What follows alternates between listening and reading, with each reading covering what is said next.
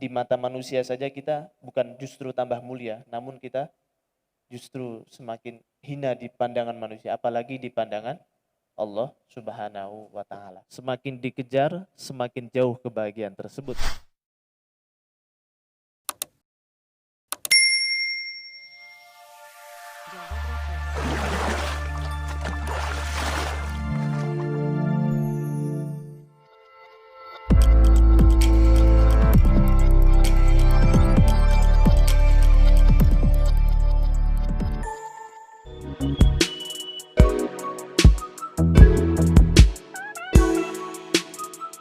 Assalamualaikum warahmatullahi wabarakatuh.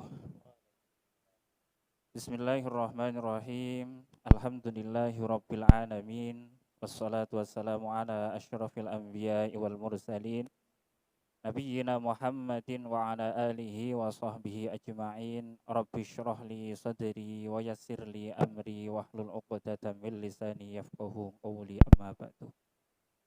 Sobat Opak yang semoga senantiasa dirahmati oleh Allah Subhanahu wa taala, diawali dengan memuji syukur kehadirat Allah Subhanahu wa taala atas karunia-Nya, atas rasa sehat yang diberikan oleh Allah Subhanahu wa taala kepada kita semua, waktu luang, akal yang sehat, dan terutama yang paling harus kita syukuri itu adalah nikmat Islam dan iman.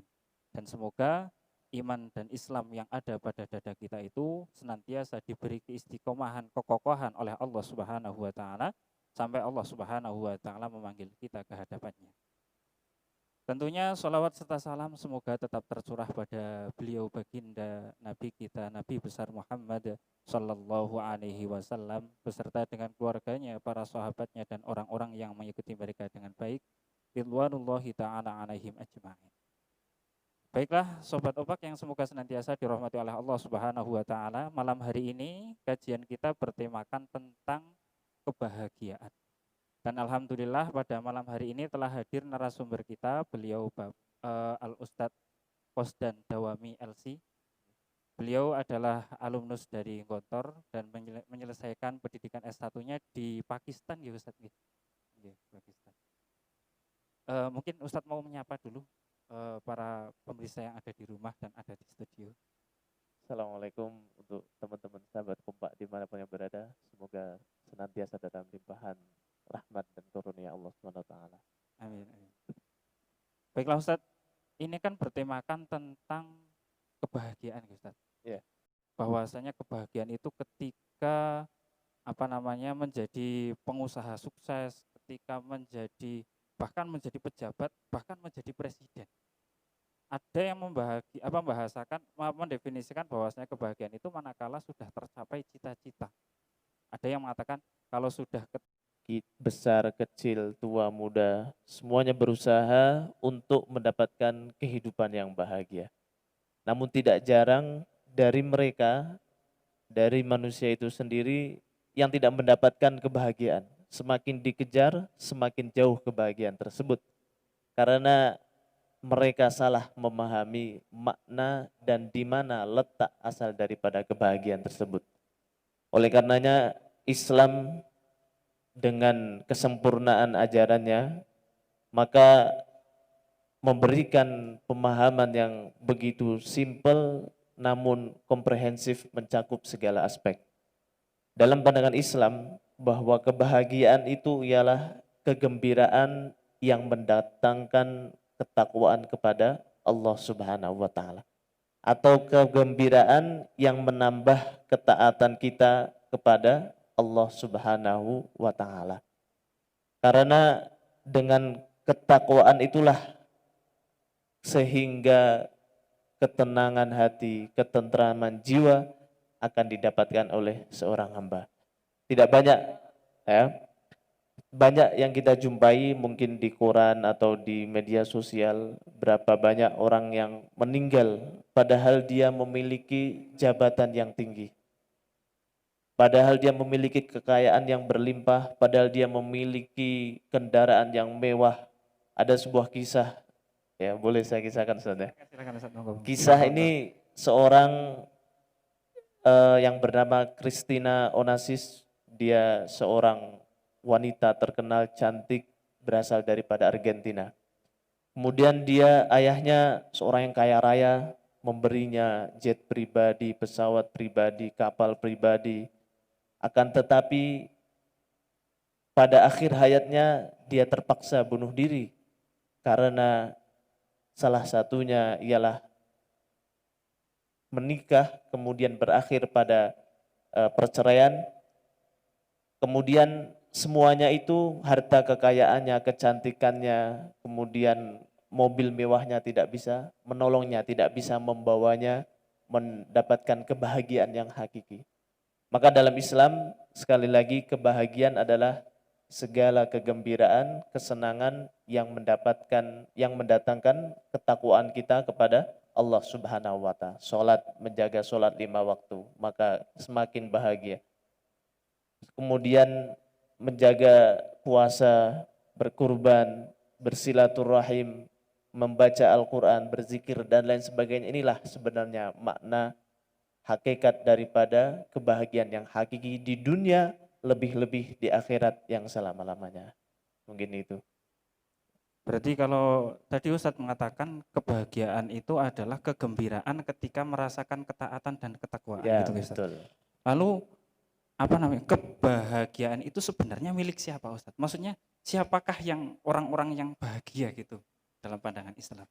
Siapakah orang-orang yang berbahagia? Ialah orang-orang yang senantiasa menjaga perintah Allah dan menjauhi larangan Allah. Karena apa? Karena pada hakikatnya segala perintah Allah itu untuk kebaikan hambanya tersebut. Sebaliknya, segala larangan Allah merupakan untuk menjaga hamba tersebut daripada kerusakan dan juga kesedihan dan juga bahaya yang lainnya. Kita bisa ambil contoh, berapa banyak para pemuda yang menghabiskan malamnya untuk mencari kebahagiaan di hiburan-hiburan malam, di klub malam. Mereka meminum alkohol, mereka mengonsumsi ganja, narkoba, dan narkotika lainnya. Memang sesaat mereka merasakan segala masalah, segala penatnya hidup, mereka hilang. Akan tetapi setelah itu justru akalnya rusak, kemudian ketenangannya semakin terganggu, ketergantungannya semakin terganggu terhadap konsumsi-konsumsi tersebut. Berbeda dengan orang-orang yang bertakwa tadi, orang-orang yang Islam. Ketika dia apapun masalahnya, apapun jabatannya, apapun mau besar kecil, ketika dia beribadah, sholat contohnya, pasti hati nurani dia merasakan ketenangan, kebahagiaan. Tidak bisa dipungkiri. Siapapun itu, apapun jabatannya, ketika dia melakukan sesuatu ketaatan, pasti dia akan mendapatkan kebahagiaan. Karena apa? Karena orang atau zat yang memberikan kebahagiaan yang hakiki adalah Allah Subhanahu wa Ta'ala. Sebagaimana dalam surah Al-Fath disebutkan, A'udzu billahi minasy syaithanir rajim. Walladzi anzalas sakinata fi qulubil mu'minin liyazdadu imanan ma'a imanihim. Artinya dialah Allah lah Subhanahu wa Ta'ala yang yang dapat memberikan ketenangan, kebahagiaan fi qulubil mu'minin, kepada orang-orang yang mukmin. Agar apa? Semakin bertambah ketenangannya dengan ketaatan tadi, semakin bertambah pula keimanannya. Jadi tadi garis bawahi, siapakah pemiliknya? Hanya orang-orang mukmin yang senantiasa taat menjalankan perintah dan menjauhi larangannya. Mukmin dan muttaqin, Mukmin dan muttaqin ya. Mukmin saja mukmin. belum cukup. Berarti mukmin dan takwa gitu. Takwa. Jadi seorang yang beriman dan juga orang yang bertakwa. Tapi gini Ustadz nggih. Kalau kita melihat ironisnya nggih, ataukah mungkin di era kita, ataukah mungkin pandangan orang gitu ya. Ketika orang itu melihat orang yang beribadah gitu nggih. Kesannya kan sing jenenge ibadah kan abot ya Ustadz. Sulit untuk dilakukan, rasanya berat. Masa suatu hal yang berat itu adalah merupakan suatu hal yang mendatangkan kebahagiaan gitu. Atau mungkin kan tadi beriman dan bertakwa, berarti kan harus meninggalkan juga larangan-larangan Allah gitu. Nah, kan secara kasat mata, secara pandangan luar orang itu kan sesuatu hal sing nikmat kok malahan ditinggalkan, begitu nggih Ustaz. Oke. Berarti lah itu bagaimana Ustaz? Jadi apa namanya? Orang itu secara pandangan mata apa mengatakan nek oh mosok ibadah ke masa mentaati Allah Subhanahu wa taala sebuah kebahagiaan. Apa enaknya sih gitu Oke. ya? Apa enaknya gitu. Lah Betul. ketika sing jelas-jelas kenikmatan secara pandangan secara pandangan pandangan apa itu Ustaz? Pandangan yang ada di hadapan kita seakan-akan itu adalah kebaikan kok malah jari mendatangkan ketidakbahagiaan. Ya. Nah, begitu Ustaz. Mungkin bagaimana caranya untuk menjelaskan yang demikian Ustaz? Ya. Jadi ibadah itu bukan hanya kita sholat, bukan hanya kita apa namanya membaca Al-Quran. Akan tetapi kegembiraan yang membawa ketaatan adalah kita mendapatkan rizki, contohnya mendapatkan uang yang halal. Kita bersyukur, itu juga ibadah. Kita mendapatkan apa jabatan baru contohnya. Kemudian kita sujud syukur, kemudian bertambah lagi semangatnya dalam apa namanya? Dalam beribadah, itulah ibadah. Tapi memang dalam ibadah-ibadah contohnya yang wajib terutama pasti banyak sekali cobaan. Karena selama nyawa kita masih ada pasti cobaan daripada setan, ya kan? Setan dan juga hawa nafsu kita itulah yang menyebabkan kadang menjadi berat ibadah kita. Makanya kita diperlukan namanya jamaah, sholat jamaah. Kenapa lelaki di apa namanya sunnah muakkad untuk sholat jamaah? Karena dengan berjamaah kita terasa mudah. Tapi kalau kita sendiri, sholat sendiri, mengaji sendiri, terasa maka dengan kita menikah juga terasa lebih mudah macam itu Ustaz ya. Karena kan ada yang Ustaz ini nyindir pas gitu. karena ada yang kita bersama-sama gitu. Nah, seperti itu. Jadi intinya tadi bahwa perlu dengan latihan, perlu dengan bantuan berjamaah. Kemudian yang terakhir dengan menjaga hati kita itu. Hati kita kadang kotor dengan perbuatan dosa baik yang disengaja maupun tidak disengaja. Itulah yang menjadikan kita berat untuk melakukan ibadah. Bayangkan kalau anak kecil ya, atau orang yang senantiasa bertaubat, jarang melakukan apa namanya maksiat, maka dia akan beribadahnya lebih mudah. Ya. Kan tetapi tadi kebahagiaan adalah kegembiraan yang mendatangkan ketaatan. Ketaatan bukan hanya sekedar ibadah, tapi setiap kita mendapatkan jabatan, kita bersyukur, bertambah sedekahnya, bertambah sholatnya. Kemudian kita mendapatkan uang, kita bertambah lagi ibadahnya. Itulah yang menambah ketaatan. Bukan hanya kenikmatan dalam beribadah itu sudah pasti, ya. Tapi dalam ibadah lainnya perlu dengan ini. Oke. Berarti tadi Ustadz menjelaskan berarti agar kita itu menikmati apa namanya ibadah itu adalah Ya, satu berjamaah, yang kedua apa tadi dengan menjaga hati agar menjaga tetap hati, suci, tetap bersih satu begitu gitu bersih. Ustadz. Lalu apa namanya berarti kan tadi kan kegembiraan seseorang apa tadi Ustadz? Yang mendatangkan Yang ketaatan. mendatangkan ketaatan. Hmm. Berarti sesuatu ketaatan itu harus dibangun di atas kegembiraan Ustadz. Atau yang penting lakoni wae dhisik ketaatane nanti kegembiraannya akan muncul begitu Ustaz. Oh, Nggih. pertanyaan yang bagus ya. Agama adalah perintah Allah Subhanahu wa taala yang maha bijaksana, maha mengetahui. Maka kalau yang wajib kita kerjakan aja dulu. Karena kalau kita menunggu datangnya kegembiraan, kegembiraan datang ketika dan setelah kita mengerjakan ibadah tersebut. Nah, ketika dan setelah kita mengerjakan ibadah. Contohnya ketika kita mungkin banyak masalah, kemudian kita mengambil air wudhu, sholat, maka menemukan ketenangan. Atau kita membaca Al-Quran menemukan ketenangan. Ya. Dan kemudian yang perlu kita garis bawahi adalah ketaatan itu letaknya di mana. Nah itu. Letaknya di mana? Apakah di harta tadi, atau apakah di jabatan tadi, ataukah apakah di eh, kendaraan yang mewah? Kebahagiaan itu letaknya adalah di hati. Karena dalam suatu kisah Imam Ibnu Taimiyah, kalau kita mesti mengetahui, beliau seorang ulama besar, suatu ketika difitnah dan dijebloskan ke dalam penjara. Namun dalam penjara beliau mengatakan, ana jannati fi qalbi. Sesungguhnya surgaku itu, kebahagiaanku itu ada di hati saya. Wa bustani fi sodri, dan taman kebahagiaan itu ada dalam dada saya. Maknanya dia ada di penjara maupun tidak di penjara, dia mendapatkan jabatan ataupun tidak mendapatkan jabatan, dia tetap bahagia.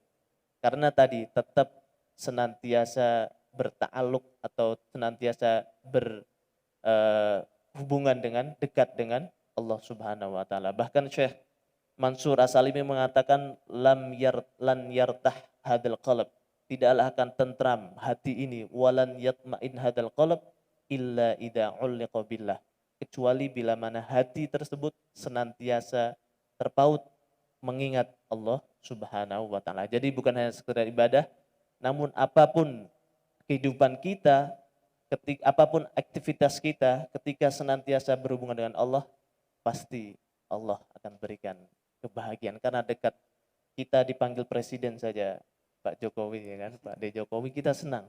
Apalagi kita dipanggil oleh rajanya Pak Jokowi, yaitu Allah Subhanahu wa taala. Kita semakin senang dengan hayya 'alas shalah, hayya 'alal falah, kita langsung menaikkan. Mungkin itu. Berarti kalau mendengarkan kisahnya tadi, kisahnya Al-Imam Ibnu Taimiyah itu, Ya, berarti gini Ustadz ya, belum pasti orang yang orang sing melarat misalkan, miskin, kekurangan harta, ndak punya apa-apa, bahkan mungkin pakainya cuma satu ya Ustadz.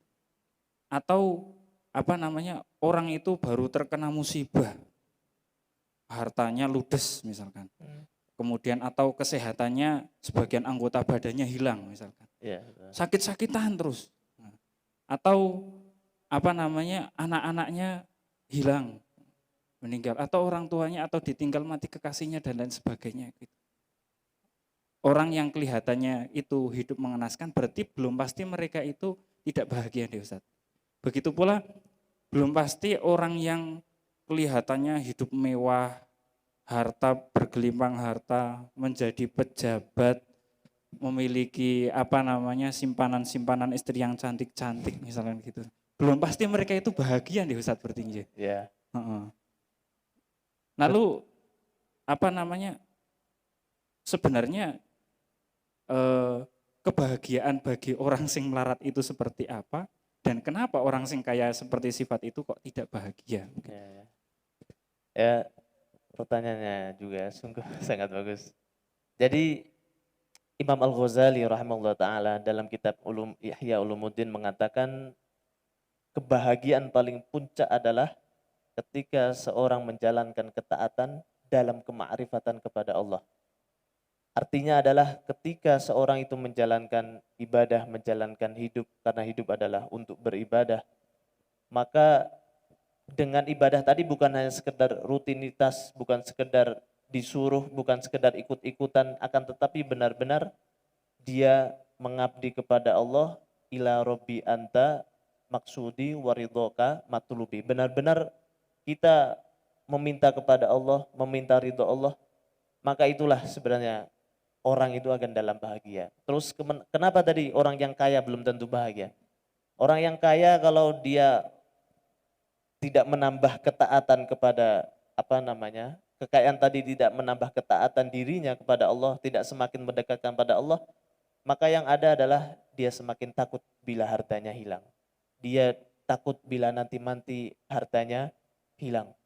Maka dia tidak bahagia karena hidupnya hanya untuk memikirkan gimana menjaga hartanya, gimana menjaga jabatannya, takut nanti dilengsarkan oleh lawan politiknya, takut dilengsarkan oleh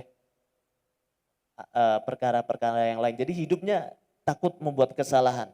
Beda dengan orang yang tidak memiliki jabatan, yang kelihatannya hartanya tidak ada harta, tapi mereka kalau mereka beribadah dalam mengetahui Allah sesungguhnya, maka hidup ini adalah sangat sangat pendek ya. Mereka bukan orientasi seorang muslim, bukanlah hidup di di dunia ini, karena di dunia ini kecil kita lahir, kemudian main-main, kemudian nanti nikah, setelah nikah sudah mati ya kan.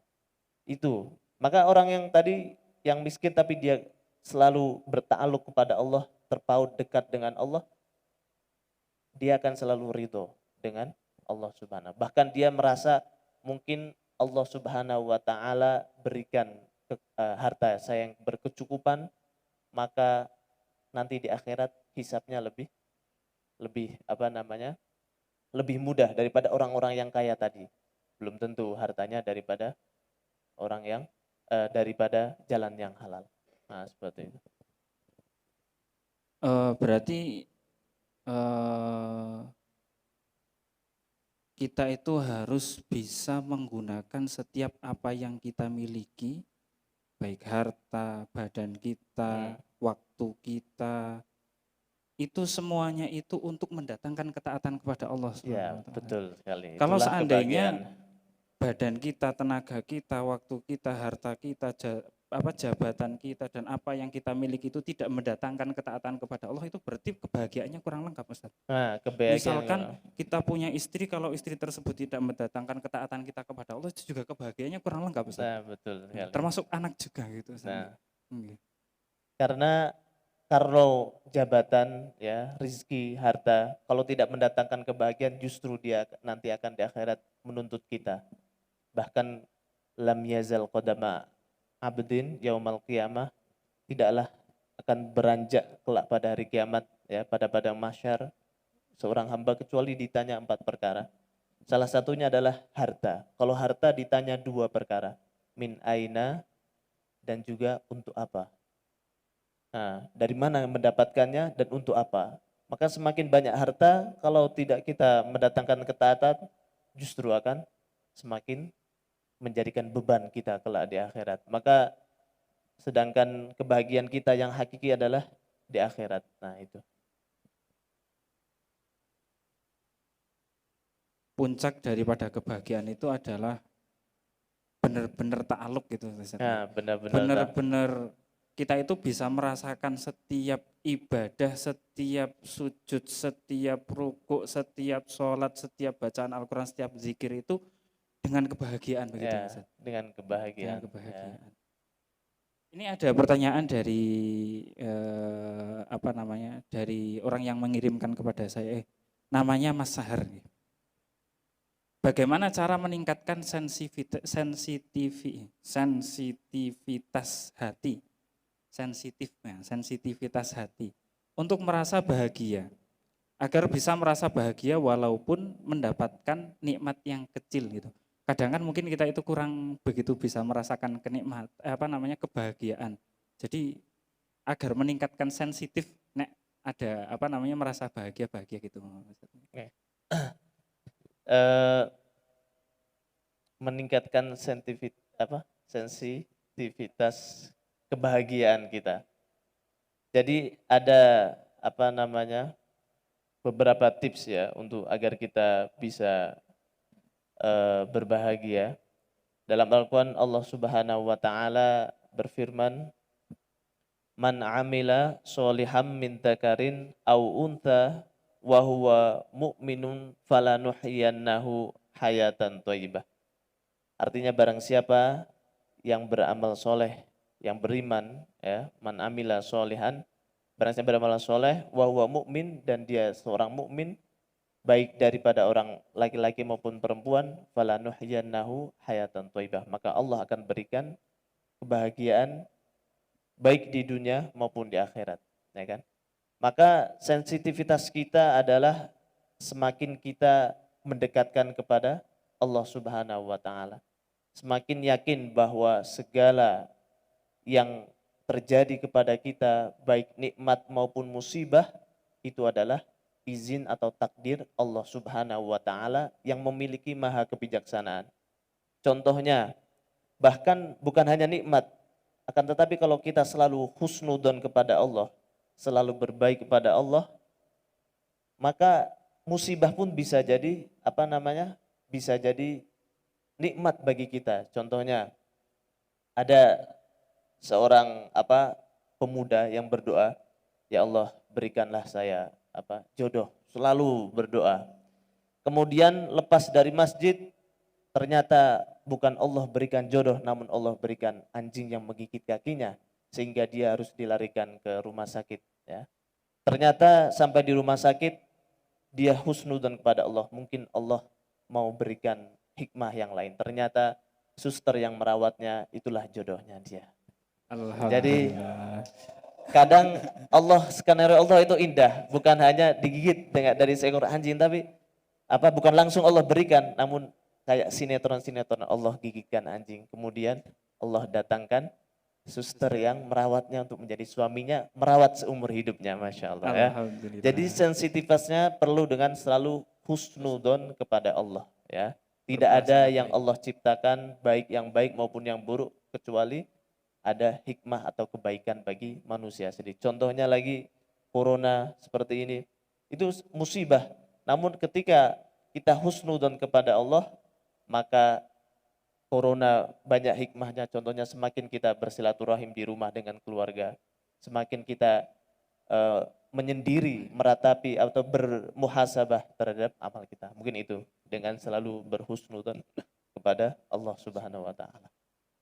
Baik, kami persilahkan untuk para pemirsa sekalian, untuk sahabat opak sekalian yang ada di rumah, yang live Instagram maupun FB, silahkan kalau mau mengajukan pertanyaan. Silahkan. Waalaikumsalam warahmatullahi wabarakatuh.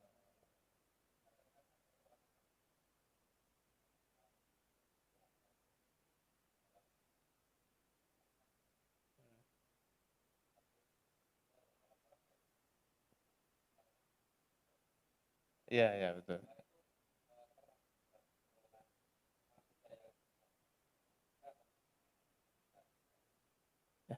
Langsung saja silakan.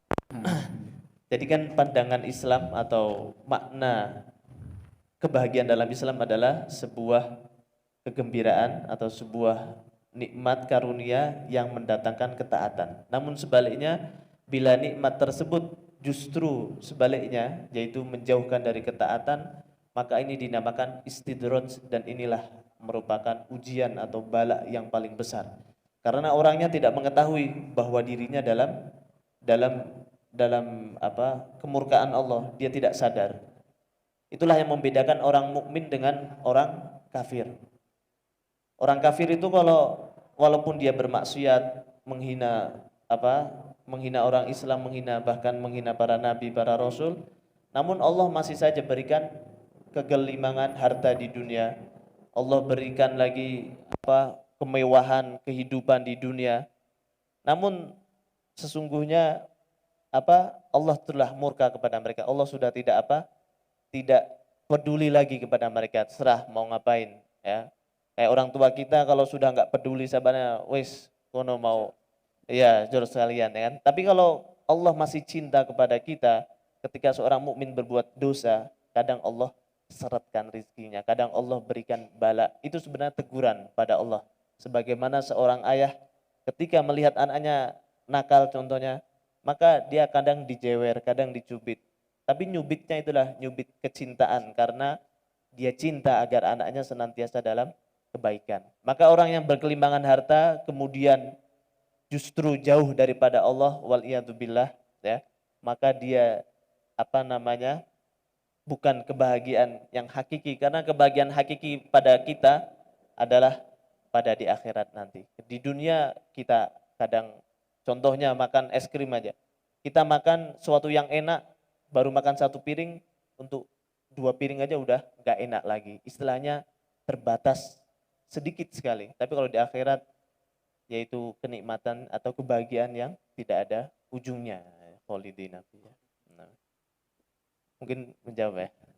Terima kasih Ustadz. Kemudian ada pertanyaan dari saudari Kisha. Assalamualaikum Ustadz. Seperti apakah tanda kebahagiaan sudah merasuk dalam hati kita? Terima kasih. Seperti apa?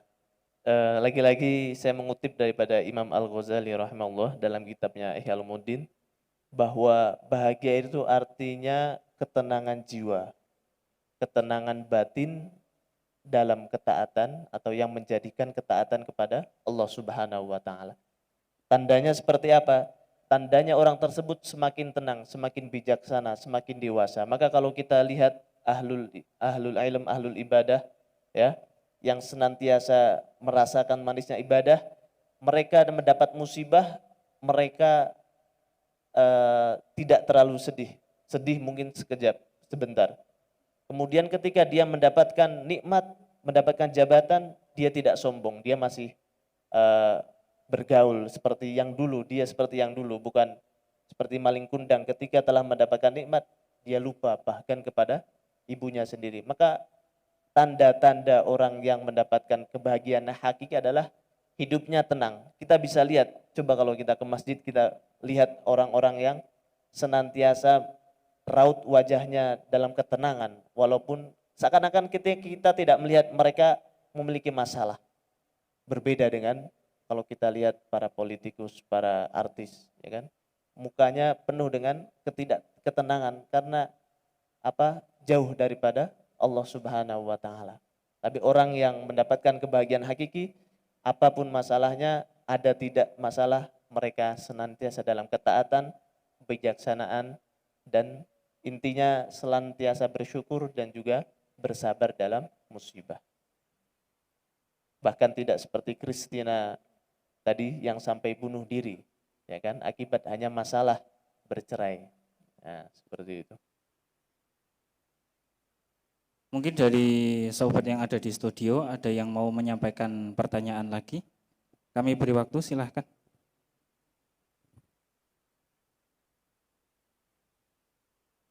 Atau sobat yang ada di rumah yang menyaksikan tayangan ini dengan live streaming, silahkan mengajukan pertanyaan dengan mengirim komentar di Instagram maupun di Facebook masing-masing. Mumpung belum ada pertanyaan Ustadz, mungkin kita bahas yang tadi ayat man amila sholiham min zakarin au unsa gitu ya Ustadz. Itu kan barang siapa orang yang berbuat yang beramal soleh, baik itu laki-laki maupun perempuan, dan kemudian dia itu beriman. Berarti kan dua nggih Ustadz nggih. Iman dan juga amal soleh.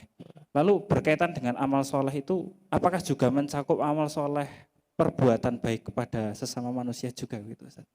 Ya, betul ya. Amal soleh itu tidak terbatas hubungan kita vertikal dengan Allah Subhanahu wa taala, hablum minallah, namun juga mencakup hubungan kita dengan sesama manusia, hablum minannas. Bahkan orang yang paling inna akmalul mu'minina imanan, ya, ahsanuhum khuluqan. Orang yang paling sempurna imannya itu bukan yang paling banyak sholatnya, bukan yang paling banyak zikirnya, akan tetapi yang paling baik, yang paling baik budi pekertinya, akhlaknya. Akhlak di sini otomatis kepada sesama manusia. Maka amal soleh tadi atau ibadah kita kalau tidak mendatangkan akhlak yang mulia kepada sesama, maka ada yang salah.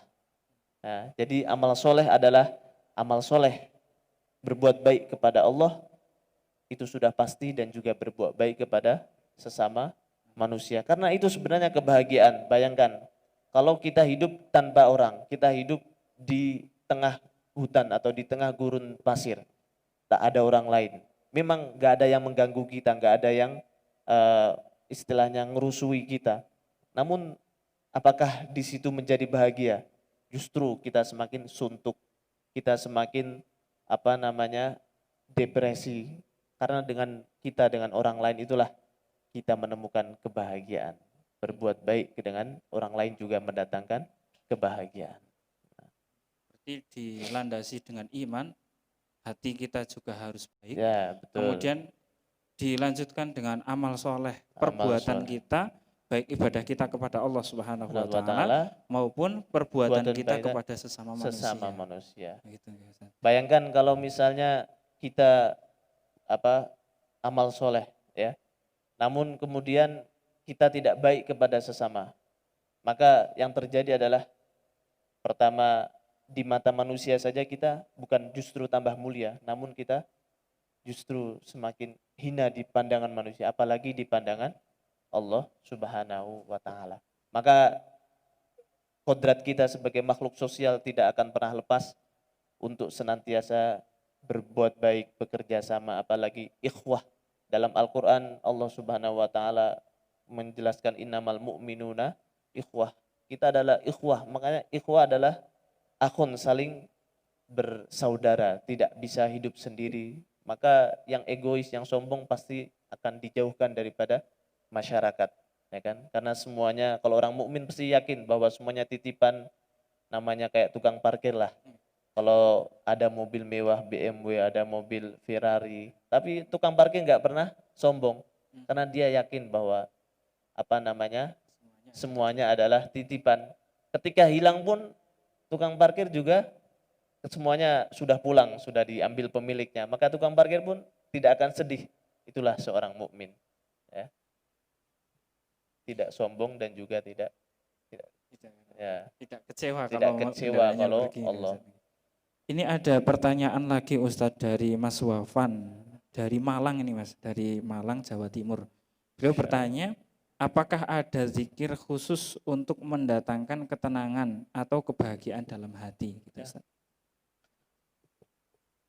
Kalau zikir khusus nggak ada ya, semua zikir yang maksur di dalam hadis maupun Al-Quran itu apa namanya mendatangkan kebahagiaan, ya. Karena dalam Al-Quran Allah Subhanahu wa taala berfirman, A'udzu billahi minasyaitonir rajim, ala bidzikrillahi tatmainnul qulub. Maka ketahuilah dengan berzikir itu maka hati kita menjadi tenang, bahagia dan tentram. Maka tidak ada hatinya harus zikir subhanallah. Kalau kita mudahnya subhanallah, subhanallah. Kalau kita mudahnya sholawat, Allahumma sholli ala sayyidina, sholawat. Kalau kita mudahnya Allah Akbar, Allah Akbar, Allah Akbar. Ya, fleksibel. Yang penting apa namanya istiqomah dalam berzikir kalau bisa dalam hati. Ya, kalau ketika saya belajar di Pakistan ya, di sana tuh sudah budayanya membawa tasbih ya untuk berzikir di apa namanya tempat-tempat umum tuh sudah biasa dan orang lain tidak mengireh-ngireh lah kalau bahasa Jawanya ya kan. Aruh-aruh, mengaruh-aruh. Kalau di sini ya bukan di sini ya, maksudnya di Indonesia lah. Belum kadang-kadang kalau ada orang bawa tasbih aja, wah itu sok-sokan atau gimana ya kan. Di Saudi pun seperti itu atau di negara lain. Paling enggak kita di sini dalam hati, ya kan. Kalau nggak bisa apa namanya dalam hati berzikir sebisanya la ilallah juga boleh ya. Berarti intinya setiap zikir yang maksur dari Nabi ataupun yang ada dalam kitabullah maupun semua jenis ibadah itu pada dasarnya mendatangkan kebahagiaan, mendatangkan ketenangan. Lalu begini Ustadz, kan tidak dipungkiri Ustadz, setiap yang namanya jiwa manusia itu kan sumia kolban litaqallubih Ustadz. Ya, dinamakan hati itu kan karena berbolak-balik. Jare wong urip katanya orang hidup itu kan seperti roda berputar kadang di atas kadang di bawah. Maka tidak dipungkiri setiap orang itu pasti memiliki rasa yang gundah gulana. Nek cara istilah zaman now ini ya galau gitu. Nah, itu atau nek mungkin dalam bahasa hadis itu namanya fatrah gitu nggak Ustaz atau futur gitu nggak Ustaz. Lalu seperti apakah sebabnya rata-rata ya kemungkinan sebabnya gundah gulana tersebut terus sebabnya fatrah itu apa? Kemudian bagaimana caranya kita itu menyembuhkan daripada penyakit tersebut? Silakan Ustaz. Ya, dalam fatrah atau ketika merasa bosan atau ketika futur itu dalam hadis disebutkan wa inna likulli yang intinya adalah bahkan dalam setiap ibadah tuh ada fatrahnya. Akan tetapi sebaik-baiknya fatrah adalah yang diisi dengan amal soleh.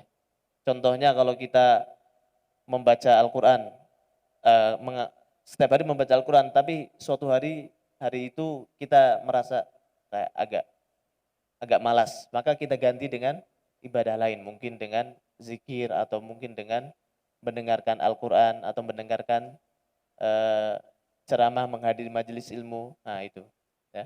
Intinya adalah bahwa fatrah itu suatu yang dialami ya. Bahkan akan tetapi tidak menjadikan atau bukanlah faktor utama hati kita itu menjadi gulana, karena yang menjadi membolak-balikkan hati kita adalah Allah. Karena Rasulullah SAW bersabda, al-qulubu baina asabi'ir rahman. Hati manusia itu berada di antara dua jari Allah Subhanahu wa taala. Yuqallibuha kaifa yasha. Allah mudah saja membolak-balikkan sebagaimana yang Allah mau ya.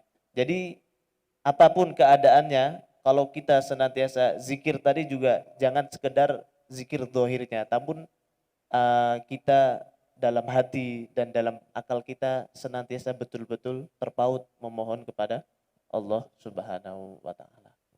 Berarti jangan sampai fatrah itu yang menjadikan kita itu malah semakin jauh dari zikir, semakin jauh Ya, dari ibadah, Ustaz. ya, Kembali kepada ayat tadi, berarti man amila sholihan min zakarin aw unsa fahuwa mu'min.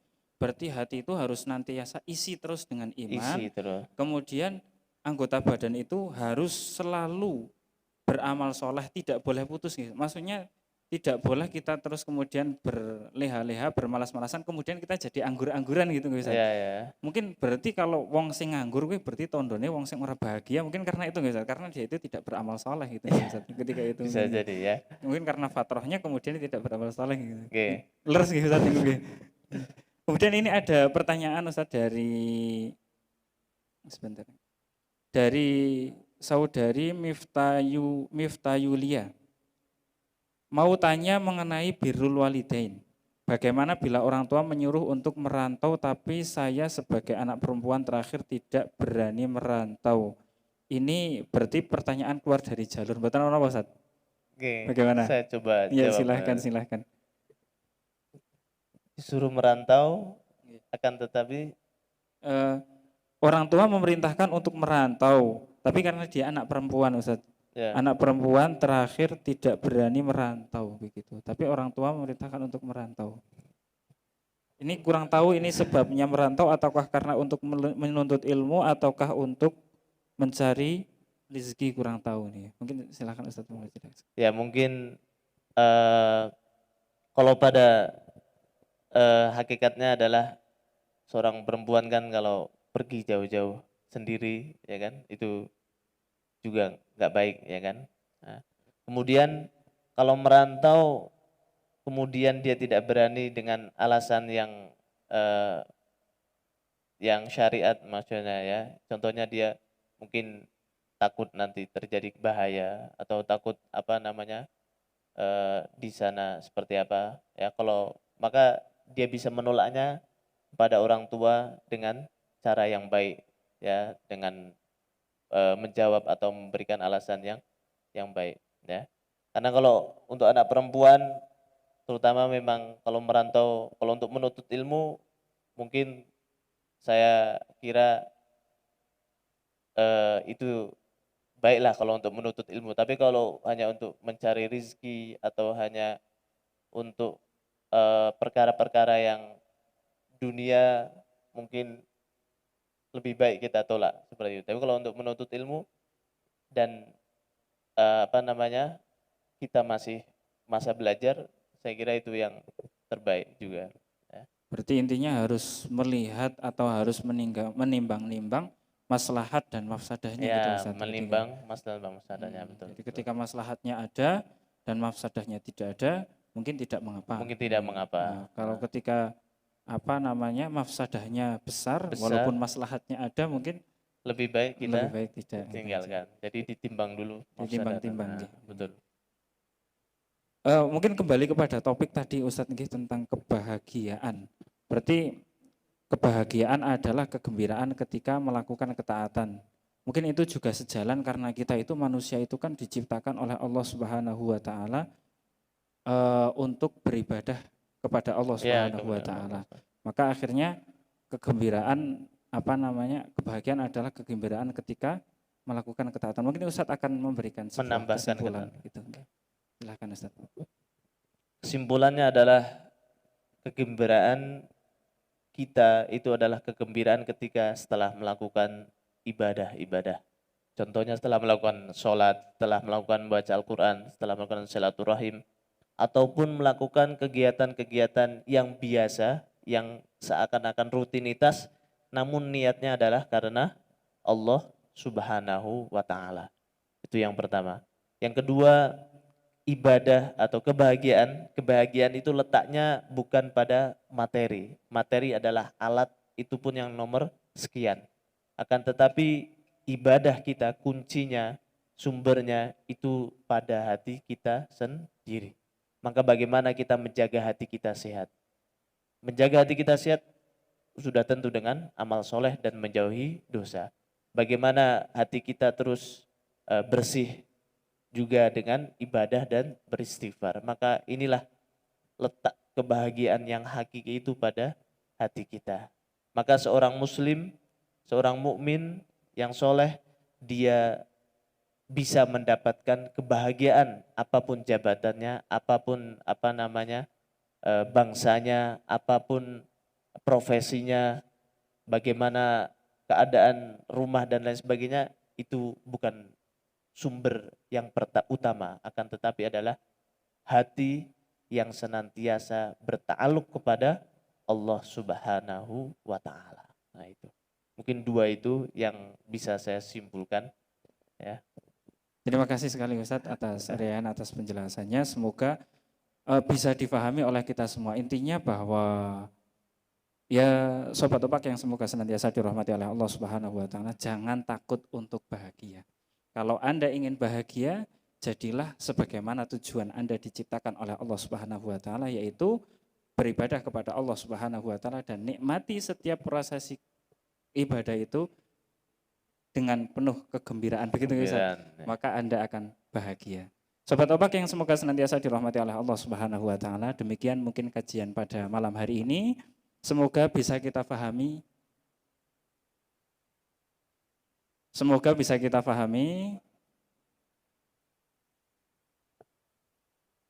bermanfaat, bisa kita amalkan dalam kehidupan kita sehari-hari. Optimiskan saja, Anda ingin bahagia, esok bisa bahagia dengan cara beribadah kepada Allah Subhanahu wa Ta'ala dengan kegembiraan. Sobat Opak yang semoga senantiasa dirahmati oleh Allah Subhanahu wa Ta'ala, jangan lupa